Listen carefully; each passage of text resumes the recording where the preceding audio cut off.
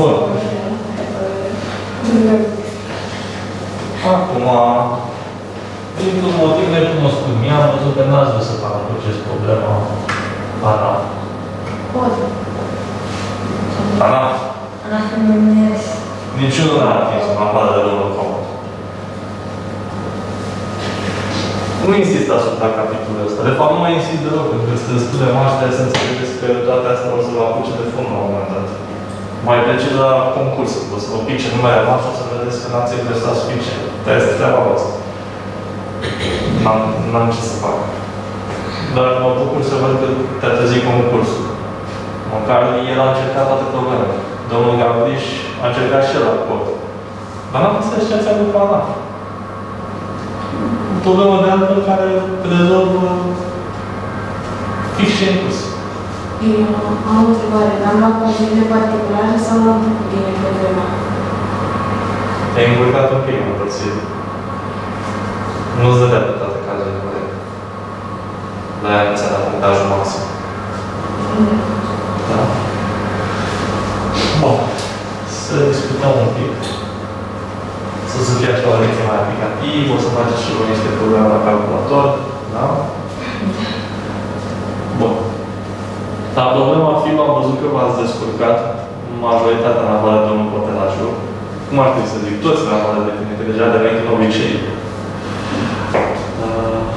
Dar e ok. Să nu uit. Săptămâna viitoare nu faci. De ce? Că nu sunt eu disponibil, da? Așa că de la ora 8:30 veți avea un concurs de 2 ore. De 2 ore? Da. Stați acasă, lucrați frumos, concursul respectiv, după care veți avea o temă. Da? Problemele de la concurs cel mai probabil. Așa că ne vedem peste 2 săptămâni. Bun. Așa. Problema FIB, care vine la Fibonacci, sau Fibonacci, cum i-a scris cineva la un moment dat. Era o problemă de altfel ușoară în sensul în care trebuia să folosiți exact partea de ce operație? Adunare. Da, da. Înțeles ce am greșit eu. Asta. Compara asta cu ce ai scris. Ok? Mi se pare că nu ți-i schimbarea, pentru că e foarte corect.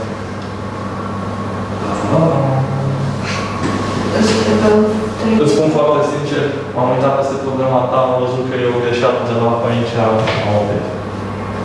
Pentru că, scuză-mă, e în curs. E ceva de genul, ați dat copy-paste asta. Corect? Tu n-ai dat copy-paste? Nu, ideea am și greșit-o, că asta e ideea. Și nu puteai să o verifici. Păi da, nu ai verificat să ce? Bun.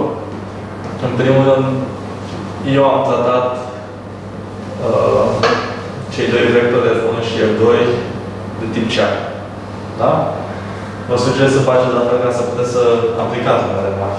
Mai țineți minte discuția de data trecută. Aplicați de tip CEAC.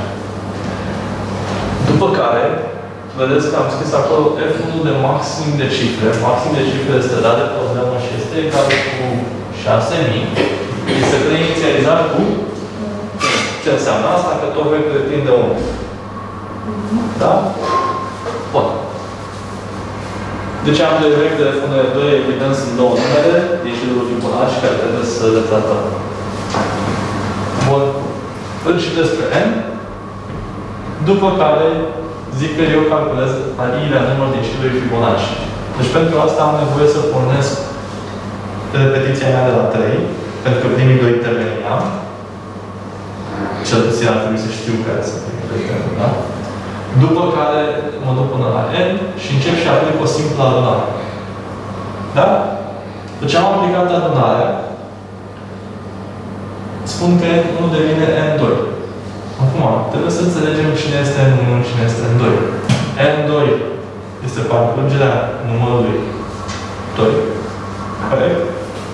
Iar N1, cine ar trebui să fie? Zi mai tare. Parcurgerea numărului 1. Parcurgerea numărului 1. E de fapt numărul de cifre. Da? Al primului număr de aici. Bun. Și acum cu asta ce verific? Dacă mai acolo sau o cifră. Ok? Deci o adunare simplă. Nu avem ce să discutăm mai mult, după care facem o interschimbare. Aici trebuie să aveți grijă cum faceți interschimbarea când mergeți până la N1. De ele. De ce? Pentru că e egal cu M2, am spus mai sus. Și când nu este egal cu M2? Când adună aici o cifră. Și atunci asta e mai mare și trebuie să fac curtea de cifră. Să le interschimb. Da? Interschimbarea este foarte simplă, se aplică pe vector. Adică în loc să am A și B, am F1 și F2. După care transportul devine nume, nu devine 2 și nu devine transport.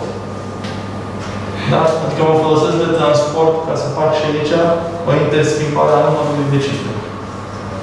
Ok? Dacă am făcut chestia asta, procesul se va repeta. Bun. La sfârșit trebuie să fac afișare.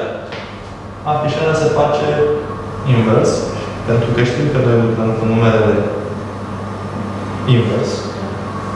Da? Și am grijă să afișez R2 de minus 1 și sfârșitul de rând. Ok, luăm botelașul? Bun. Dacă discutăm despre complexitatea aici, e un pic mai greu. Pentru că trebuie să o luăm puțin alt. Avem o n adunări de numere mari. De acord? Bun. Fiecare adunare necesită o de numere de cifre numere, operații. Adică câte numere am, câte cifre am, atâtea operații. Bun. Numărul de cifre al lui X este o de X. De acord?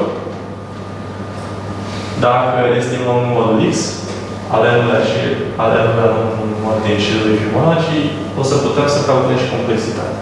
Dar este de ajuns să știm că orice număr din șirul lui Fibonacci este ceva de A la N. Asta ar trebui să știm la matematică. Și atunci numărul de cifre va fi O de N. Ok? Deci dacă ăsta este O de N și am spus că am de făcut O N adunări, înseamnă că este O N pătrat. Ați înțeles cum se calculează? Pe algoritmul ăsta. Pe altul ăsta.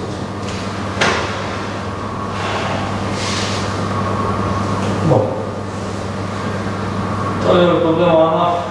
Iarăși, n-am ce să comentez foarte mult. Trebuia să gândiți un pic la împărțirea respectivă, la împărțirea pe descoperire.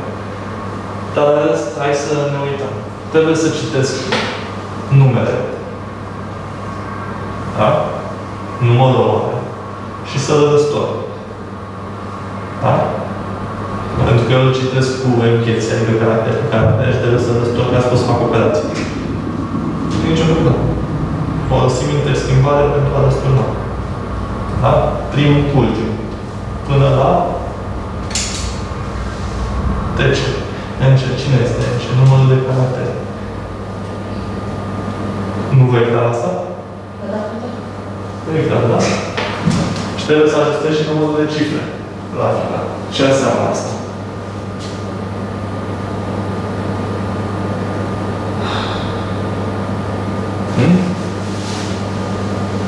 De ce fac acea ajustare acolo?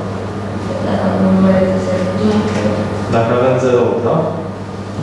Ok. Bun. Acum. Va trebui să citesc numărul de operații ca să fac acest scop de aici. După care să citesc fiecare operator. Și să citesc operant. Ok?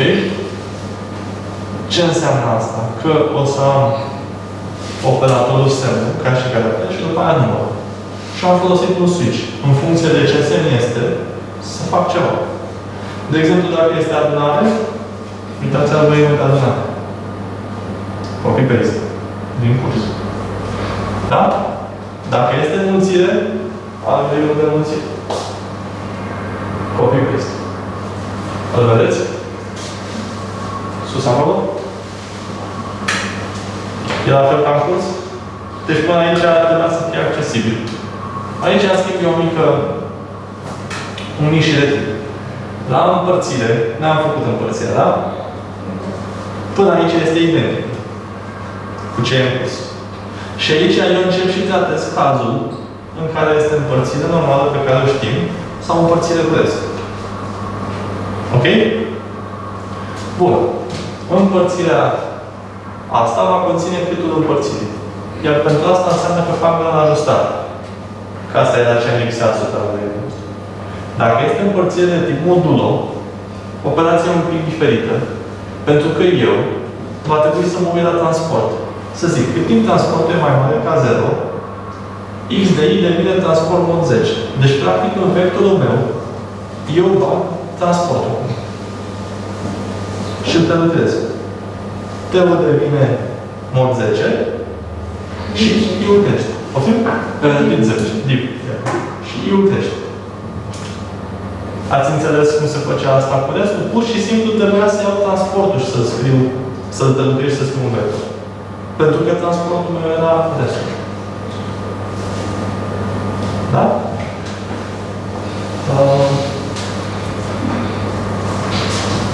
Ultima operație aici este ca numărul de cifre să fie egal cu i pe care l-am numărat aici. Pentru că acest i îmi spune cât de mare e restul. N-are să mă duc și am parte și atât aici. Da? Bun. Nu am nevoie nici să fac cifrele de 0. Da? N-am de ce. După ce am făcut chestia asta, eu aici voi verifica dacă n este egal cu 0. Ce înseamnă asta? Că numărul de cifre egal cu 0. Dacă numărul de cifre egal cu 0, afișele este 0. Da? Înseamnă că ceva s-a întâmplat la o împărțire, la o chestie și nu mai am cifre. Deci nu am ce să afișez. Dacă numărul de cifre este diferit de 0, pur și simplu parcurg vectorul xi invers și îl afișez. Ok?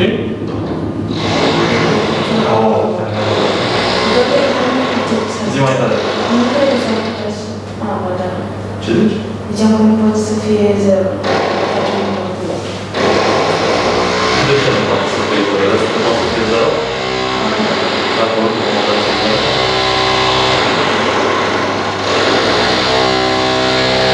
Bun.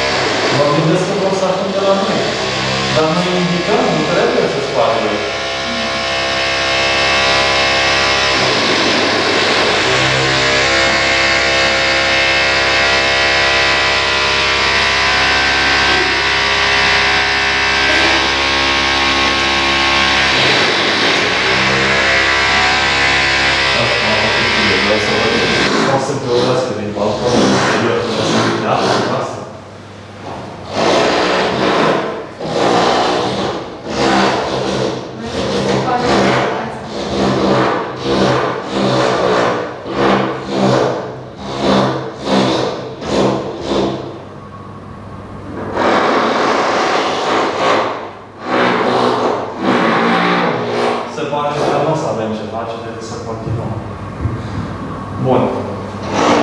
Problema asta, într-adevăr, a fost o problemă de oameni. Dar asta era o problemă de matematică. Nu era neapărat o problemă de numere mari.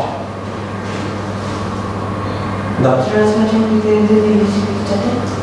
Era o variantă. O să vă arăt mai multe variante la problema asta, ca să vă arăt. Pot să spun că ne-am urmărit. Și anume faptul că trebuie să fac toate operațiile posibile și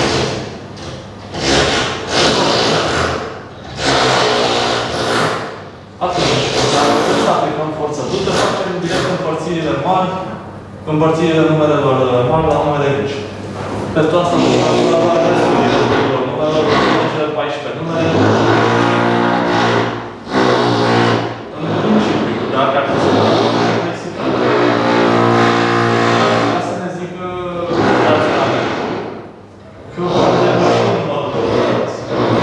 De ce? Păi, numărul de cifre ale numerelor, numărul poate să fie numărul de cifre. Și de care face învățările, adică 14, complexitatea ar trebui să fie n ce ori de. Adică 100 ori 14 și numărul de nume. Ok? Deci foarte mare. Dacă fac înlocuirile, înseamnă 100 ori 14, adică 140 de ani de operație. Și dacă încălțirea ar trebui să mulțim. Deci în jur de 4,2 miliarde. Ceea ce nu ne arată. Da. Hai să studiem un pic raționamentul. Testul maxim are circa 4,6 milioane de caractere. Da? Sub cele circa 10 milioane pe care le-ați avut fost maximal. Deci asta înseamnă că avem nevoie de circa 1,5 milioane de operații pe secundă, ceea ce nu e ok. Da? Programul este nevoie de cea pe care le Acum, de unde știu eu că testul meu are 4,6 milioane de caractere? Este un undeva în cerință? Poftim?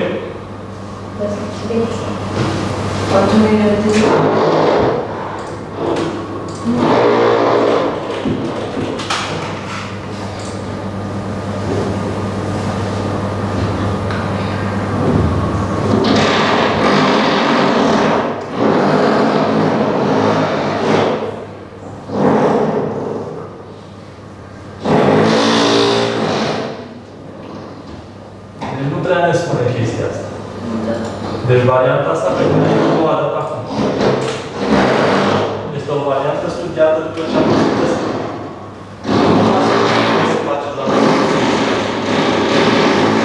poate că v-ați fi calculat și ați fi sperat, dă Doamne, să nu fie testul maximal. Foarte mare. Da? Deci asta ar fi o variantă. Bun.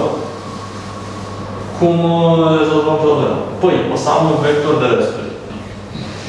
Da? Multe variabile. Și încep și citesc. P și N și trec la linia următoare. O să folosesc chiar numele de Ionel și George pentru asta. Și NOMP cred că reprezintă numărul de operații. După care îmi resetez. După care input N, îmi resetez toate resturile la 0. Da? Un vector de resturi. Și zic, cât timp ceea ce citesc este cifră, voi recalcula noile resturi. Da? Deci, iau cifră cu cifră fiecare număr. Și aici recalculez restul. După cum vedeți, este formarea numărului, restul 10 plus C, minus 0 pentru că e de tip cear, și l-am calculat la jur. Ok? Nu este nimic nou aici. După care zic 0 egal cu 1 și aici ce aplic? Păi verific dacă am pentru Ionel restul 0. Dacă da, adun. Primele 10 poziții sunt ale Ionel. Următoarele 6 sunt ale George. Da? Ca să nu folosesc 2 vectori. Ok? Deci aici verific pentru Ionel, aici verific pentru George. Nimic deosebit. Again. De acord? La sfârșit, zic că numărul de operații îl va aduna mereu pe acest 0. Dacă rămân pe restul. Și nu rămâne decât să-mi pun întrebarea. Care e cerința? 1 sau 2? Dacă este prima cerință, afișez numărul ăsta. Dacă este cerința a 2, voi afișa fie Ionel, fie George. Dacă e cerința 3, 2, pardon, este Ionel și a treia este George. Ați înțeles? Asta era varianta cea mai, să zicem, la îndemână pentru ceea ce am învățat noi. Acum, mai sunt niște variante. Și una din ele este cea dată de comisie. Cum că ce fac ei, ca să rămână la aceea complexitate pe care avem descris mai sus, trebuie să știți criterii de divizibilitate. Adică trebuie să știți criterii de divizibilitate pentru puterea lui 2, pentru puterea lui 3, pentru puterea lui 5, dar și 7, 11, 13. Deci, am zis aici, soluția devine un pic nerezonabilă pentru că ar trebui să știți toate criteriile de divizibilitate posibile. Ceea ce este destul de greu. Mai mult de atât, după ce aplicăm aceste criterii, observăm că de fapt nu se reduc numărul de operații. Foarte mult. Adică ajungem tot la povestea pe care v-am arătat-o mai sus. Bun. O soluție de compromis ar fi să calculăm efectiv împărțirile între numele rămas și cele 3 numere rămase, 7, 11, 13. Pentru celelalte numere, fie avem criterii simple de divizibilitate, fie sunt produse de numere pentru care avem calculat divizibilitate. Și aici am enumerat toate criteriile de la 2 la 15. Și zic, pentru 2 trebuie ultima cifră să fie divizibilă cu 2. Pentru 3 suma cifrelor divizibilă cu 3. Pentru 4 este numărul format din ultimele 2 cifre să fie divizibilă cu 4. Pentru 5 ultima cifră divizibilă cu 5. Pentru 6 să fie divizibilă cu 2 și 3. Pentru 7 calculez restul numărului mare la împărțirea cu 7. Pentru 8 numărul mare format din ultimele 3 cifre divizibile cu 8. Pentru 9 suma cifră divizibilă cu 9. Și tot așa. Zi. La numărul format din ultimele 3 cifre divizibile cu 8, numărul nu poate să fie și de 2 cifre, atunci cum ne mai dăm seama? Păi, ultimele 3 cifre de 3, dacă n-ai 2, e ultimele 2. Nu știu. Nu așa funcționează? Păi nu, că practic ultimele 3 cifre, dacă nu sunt decât 2 cifre, numărul e și 0 ăla de dinainte și face așa, mă gândesc. Și am gândit. Bun.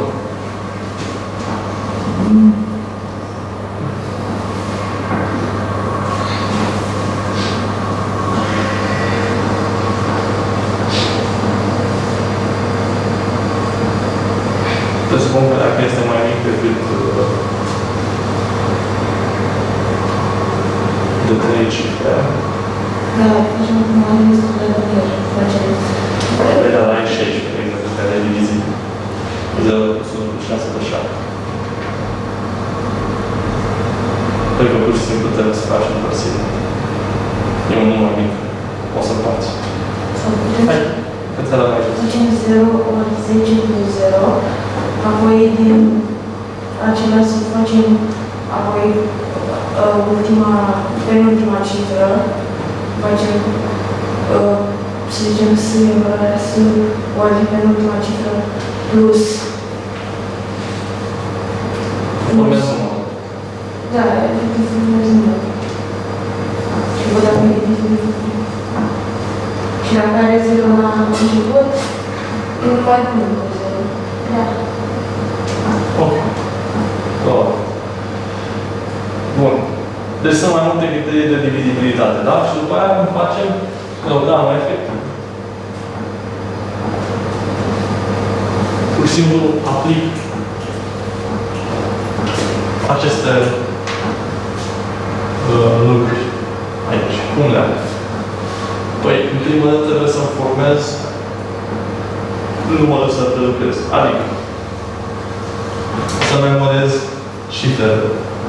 Da? Și am făcut un vector aici de 3 poziții, ultimele 3 cifre ale numărului. Și să iau aceste ultimele 3 cifre. Ok? Să le memorez. Să fac suma cifrelor și să fac împărțirea la 7, 11 și 13 pentru că am spus că n-am criterii de divizibilitate. Deci astea sunt cazurile speciale. Sigur. Asta e la o variantă. Dar cu 13 l-am împărțit pentru că cu 13 chiar nu găsit. Păi nici cu 7 nu ai și nici cu 11 nu cunosc.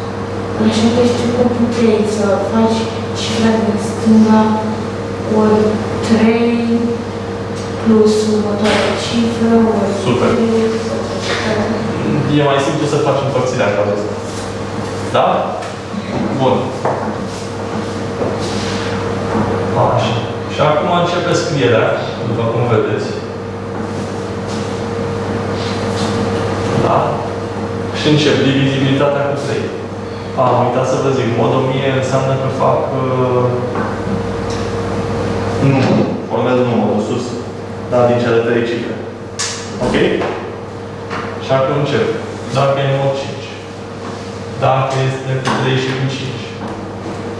3, o să pun și la 9, o să pun și la 15, după aia cu 2, 3 și 5. O să pun la 2, la 4, la 14, la 18.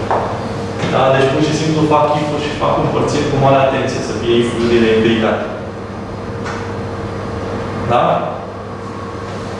Iar la final ajungem tot acolo. În ce sens? Mai trebuie să fac verificările cu restul ca să adun cine are restul, Ionel și George. Le fac o dată de la 2 la 10 pentru Ionel și adun atât la Ionel cât și la 0 aceste resturi. Fac și pentru George, verific dacă am 0 și dacă am 0 acesta este numărul de operație și ultima parte este identică. Ok? Putem vă spun să mai sus la criterii, că cred că am înțeles ceva. Nu, la criterii de cod.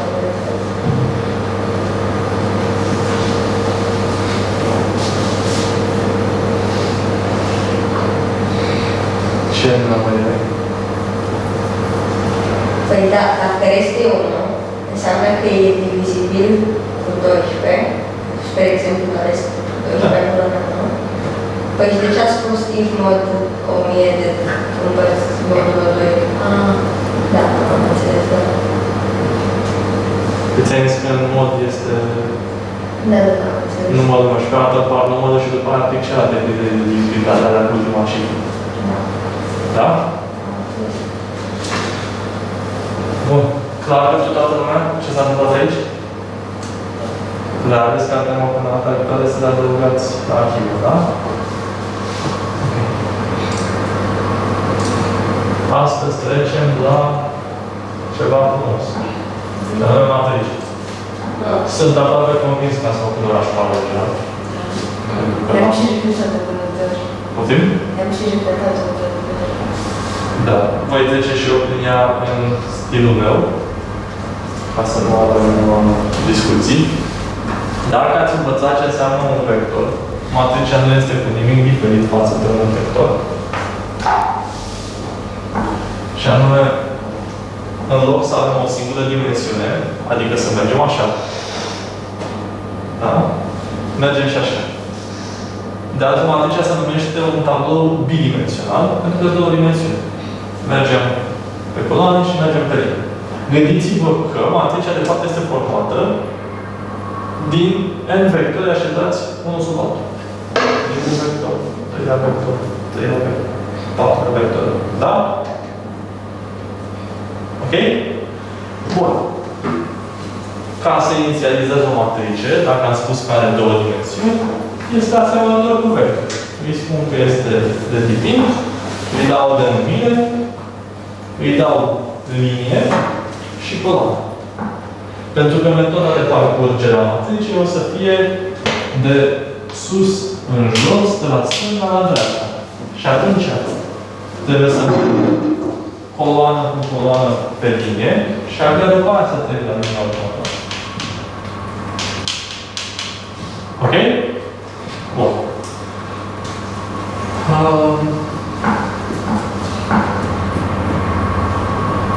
Ca să pot să fac citirea unei matrici, adică să bag elementele într-o matrice, vom pleca de la premiza că matricea mea nu este pătrată și atunci îl citesc pe n, îl citesc pe n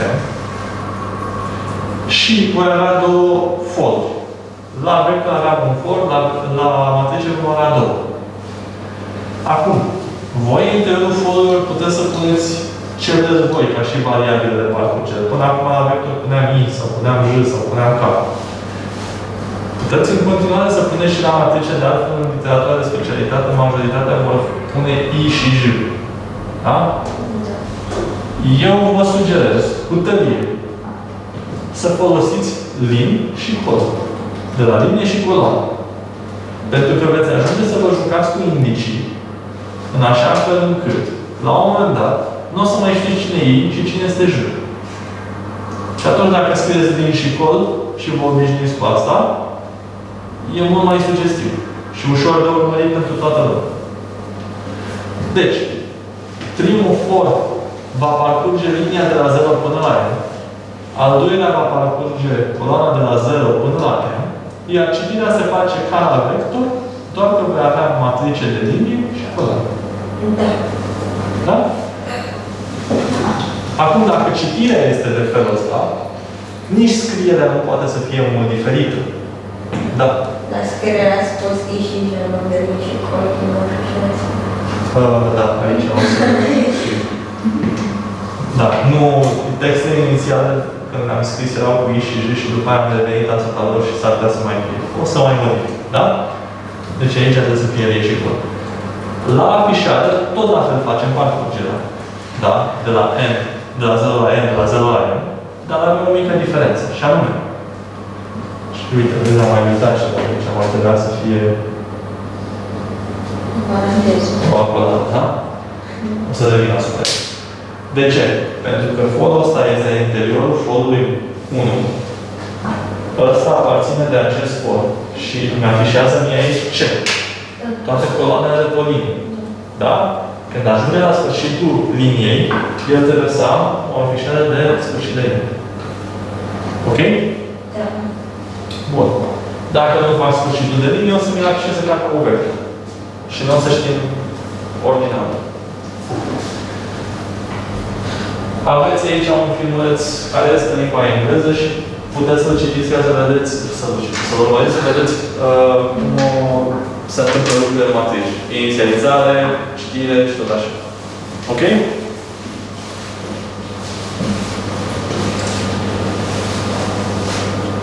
Acum, am inserat așa foarte scurt algoritmul de căutare a unui element în matrice. Știți că aveam algoritmul de căutare a unui element într-un vector. Este foarte asemănător. Dar trebuie să avem grijă că trebuie să mergem pe linie și coloană. Ideea este că avem o matrice mat de linie și col și un element E și trebuie să spunem pe ce poziție se află elementul E. Începem căutarea de la 0. Indicii vor fi 0. Și zicem, cât timp mai avem linii de parcurs și matrice de linii și col este diferit de elementul căutat, coloana crește. Deci eu mă duc în dreapta, pe aceeași linie. Dacă coloana este mai mare sau egală decât N, ce înseamnă asta? Ies din matrice. Coloana devine 0. Adică o iau de la capăt. Și linia crește pentru că m-am dus pe linia următoare. Ori când nu se îndeplinește chestia asta, eu am ajuns să am în lin și col poziția elementului. Care sunt cele două variante? Fie găsesc și am o linie și o coloană, fie nu găsesc și atunci linia mea va fi N întreg, N mare. Adică îl atinge pe N și coloana la fel, va atinge pe N. Sigur. La col poate să depășească E-ul?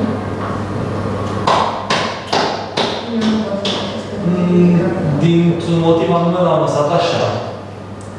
Da. Și anume, ce se întâmplă dacă tu faci o căutare din 2 în 2? Dintr-un motiv anume. Să nu uiți. Sau din 3 în 3. Veți avea probleme. Căutați numai pe indicii 4. Da? Și atunci vei ști să modifici doar aici. Pardon, aici. Și aici. Asta rămâne așa. Adică am scris codul să fie cât mai simplu de lucrat și în alte situații. Bun.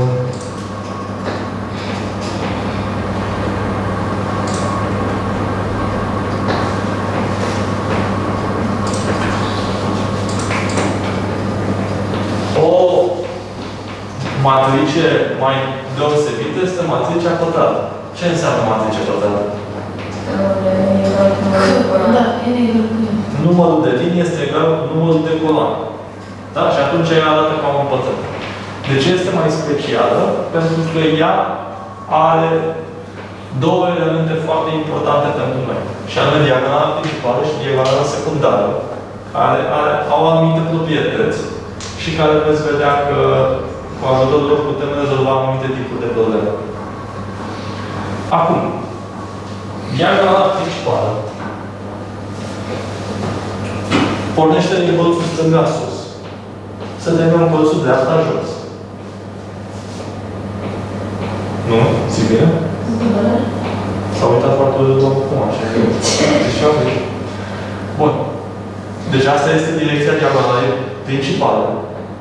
Iar proprietatea este că linia este egală cu coloana. Da? Deci indicele de linie este egal cu indicele de coloană. Bun. Diagonala principală determină două zone. Zona de deasupra diagonalei principale și zona de sub diagonalei principale. De ce spun că este importantă? Veți vedea imediat în partea a doua transpunere. Și trebuie să înțelegem un pic. Bun. Deasupra diagonalei principale, dacă vreau să parcurg toate elementele de aici, eu trebuie să mă gândesc ce se întâmplă. Păi, în primul rând, observați că nu trebuie să ating diagonala, deci trebuie să pornesc de pe coloana 1, iar la nivel de linie trebuie să merg până la n sau n-1. Da? Adică să mă opresc aici să nu citesc. Bun. Dacă eu trebuie să pornesc coloana din 1, dacă mă raportez la linie, înseamnă că această coloană pornește din n plus 1. Adică linie plus 1. Da? Linie plus 1. Super. Deci eu pot să am o relație acum să spun, în cele două foruri, că linia pornește de la 0 și merge până la n. Iar coloana va merge de la linie plus 1. Pentru că va începe mereu de aici. Și le va afișa. Corect? Și aici nu mai are ce să facă, pentru că nu are ce să fișeze. De ce nu te afișezi la fel? Pe care deja? Asta de dânsul? Nu, dar în loc să punem coloana linie plus 1, luăm coloana linie minus 1. Da. Care să facă ce? Care să luăm în stânga numărele până la 0. Să mergi invers? Da, să mergem invers. Vrei să mergi invers? De ce invers? La celălalt. La asta? La asta de jos. La asta de jos? Nu, mergem tot de la stânga la dreapta, dar ne gândim altfel. De unde pornește linia? De la 1. Mergem până la n. Până aici e clar. Dar unde se oprește? Păi se oprește la coloana 1 pe linia asta. Adică când coloana devine linie. Și atunci algoritmul este să pornesc linia de la 1 până la n și coloana să meargă de la 0 până la linie. Gândesc întotdeauna la raport celălalt indice. Deci, dacă ne uităm aici, ăsta este 1-0 și pe ăsta nu poate afișa pentru că coloana este egală cu linie. 0-2, pardon, 2-1, 2-2, 2-0, 2-1, 2-0 nu poate să o afișeze. Ați înțeles? Da. Deci, merge până la numărul de linie. Și asta este proprietatea diagonalei principale. Ok?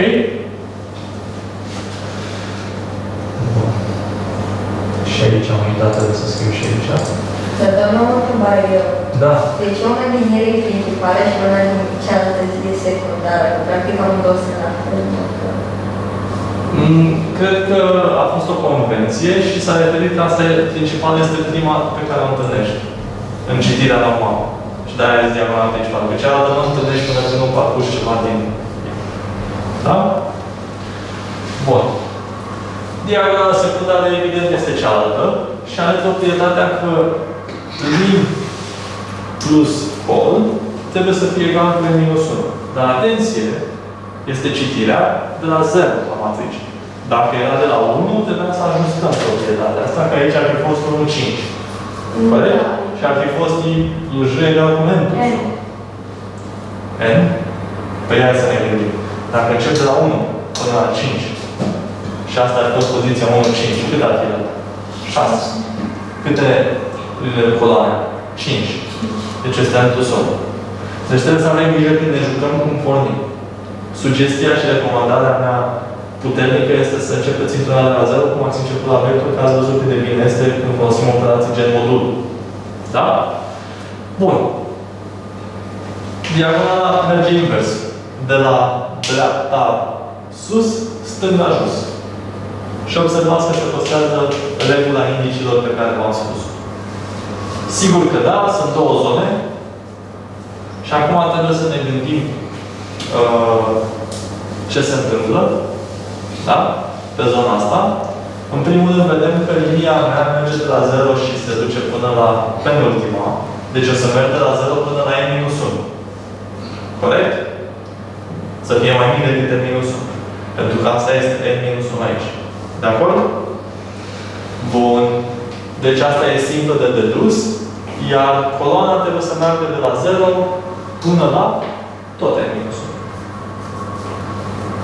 Deci, dacă am linii de la 0 la n-1, de la 0 până la n-1, o să parcurg exact aceste elemente. De acord? Da. Bun.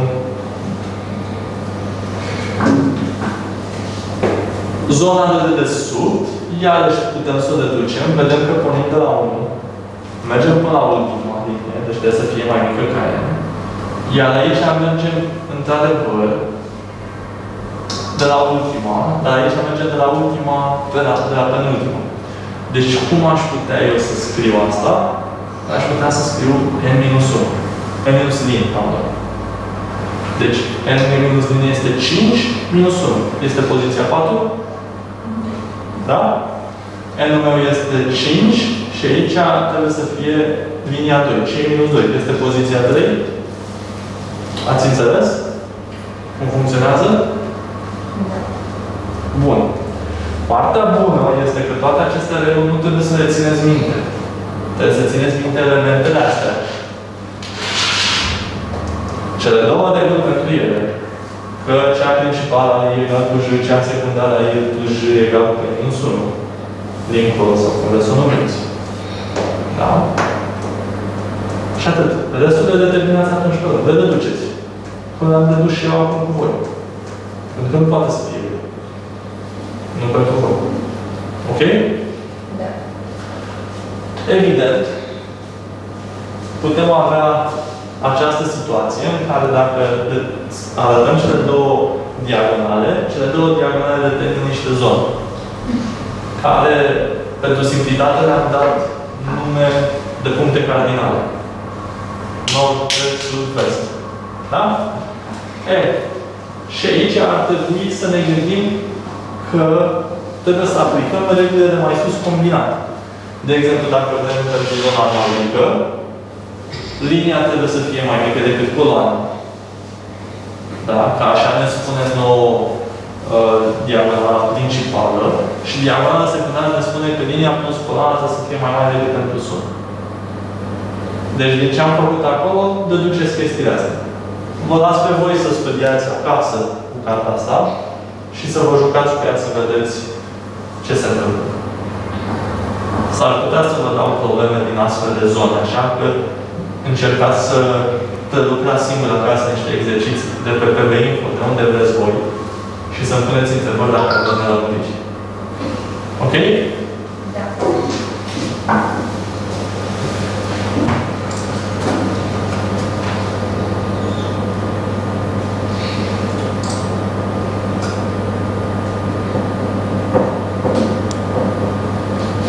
Bun.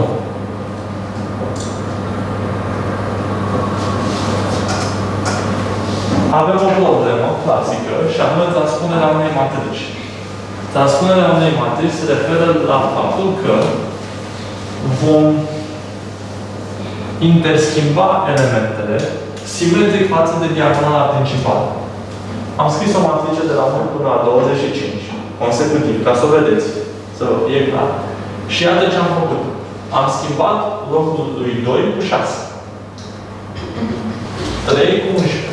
4 cu 16. 5 cu 21. Da? Este o simetrie față de diagonala asta. 8 cu 12, 9 cu 17, 10 cu 22, 14 cu 18, 15 cu 23, 20 cu 24. Dacă vă e mai ușor să înțelegeți ce se întâmplă aici, gândiți-vă că linia devine coloană. Este același lucru. Deci orică veți considera că avem diagonala principală și facem simetrie față de ea, orică veți roti linia de coloană, este același concept. Da? Observați-vă. 1, 2, 3, 4, 5, 6, 7, 8, 9, 10, 11, 12, 13, 14, 15 și tot așa. De acord? Da. Deci oricum vreți să o priviți, asta e conceptul. Ca să facem transpunerea, algoritmul este relativ simplu. Da?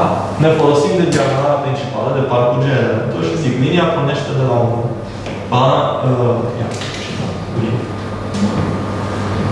Voi corecta sau mâine toate chestiile astea. Cod egal cu 0, cod mai mic decât limit, cod plus plus.